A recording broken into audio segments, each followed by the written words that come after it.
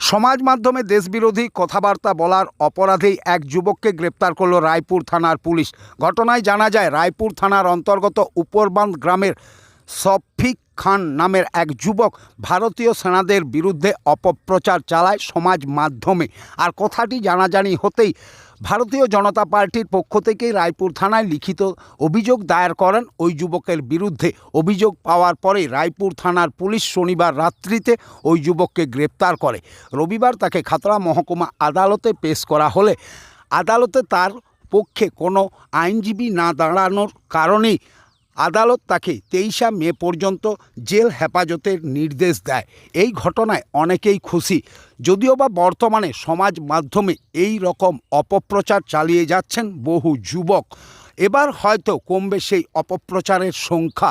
Bankura express টিভির মুখোমুখি হয়ে বাঁকুড়া জেলা বিজেপির সম্পাদক কী জানালেন এই বিষয় নিয়ে, এবং খাতড়া মহকুমা আদালতের এক আইনজীবী এ বিষয়ে কী বললেন, শুনুন তাদের সেই মূল্যবান বক্তব্য। গতকালকে সন্ধ্যাবেলায় শফিক খান বলে একজন মুসলিম যুবক, তিনি ভারত বিদ্বেষী, আর সোশ্যাল মিডিয়ার মাধ্যমে, ফেসবুকের মাধ্যমে তিনি বিভিন্ন রকম উক্তি করেছেন। মোদি বিয়েই করেনি, সেনাবাহিনীরা পাকিস্তানের ভয়ে পালিয়ে যাচ্ছে, পাকিস্তানের বর্ডারে অর্থাৎ ভারতবর্ষের বর্ডারে যে সমস্ত মানুষ আছে সেখান থেকে তারা পাকিস্তানের ভয়ে পালিয়ে যাচ্ছে, এই ধরনের কুরুচিকর মন্তব্য তিনি করেছেন। যে সেনাবাহিনী ভারতবর্ষের সমস্ত মানুষকে আগলে রেখেছে এবং ভারতবর্ষের সেনাবাহিনী কাটারে কাটারে আজ পাকিস্তানের মুখোমুখি যুদ্ধ করছে, আর সেই সুযোগে আজকে এই যুবক ফেসবুকের মাধ্যমে এই রকম উক্তি করেছে। ভারতবর্ষে থাকবি, ভারতবর্ষে খাবি, আর ভারতবর্ষের বিরুদ্ধে এইরকম সোশ্যাল মিডিয়ায় আর এই ধরনের উক্তি আমরা ভারতীয় জনতা পার্টির পক্ষ থেকে আমরা কোনো দিন মেনে নেব না।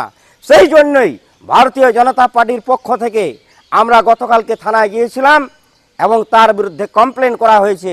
পুলিশ গ্রেপ্তার করতে বাধ্য হয়েছে। আজকে খবর পেলাম যে কোর্টে তোলার পর সেখানে কোনো উকিল তার পক্ষে সওয়াল করেনি।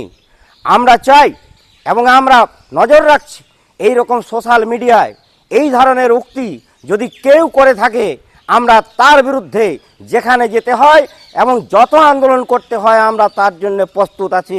ভারতীয় জনতা পার্টি তার জন্য প্রস্তুত আছে। আপনার নাম? দীপক কুমার দাস, বাঁকুড়া জেলা সম্পাদক। রায়পুরের স্থানীয় বিজেপি নেতৃত্ব অভিযোগ করেছিল এক যুবকের বিরুদ্ধে, পুলিশ থেকে গ্রেপ্তার করে আজ নিয়ে এসেছে খাতড়া আদালতে। বিষয়টা কি জানেন? শুনলাম, সবিস্তারে জানিনি, আর কিছু ভিডিও ফুটেজগুলো দেখলাম। যে কেস কানেকশন নিয়ে আছে আজ তো কোনো উকিল হয়ে দাঁড়ায়নি, আর ছুটি এমনি ছুটির দিন উকিলের সংখ্যা কম ছিল, কিন্তু কোনো উকিল ইন্টারেস্ট নেয়নি, খাতা করে কোনো উকিল ইন্টারেস্ট নেয়নি। আপনার নাম? আমার নাম অসীম গোপ, আপনি? আমি খাতা কোর্টে আইনজীবী।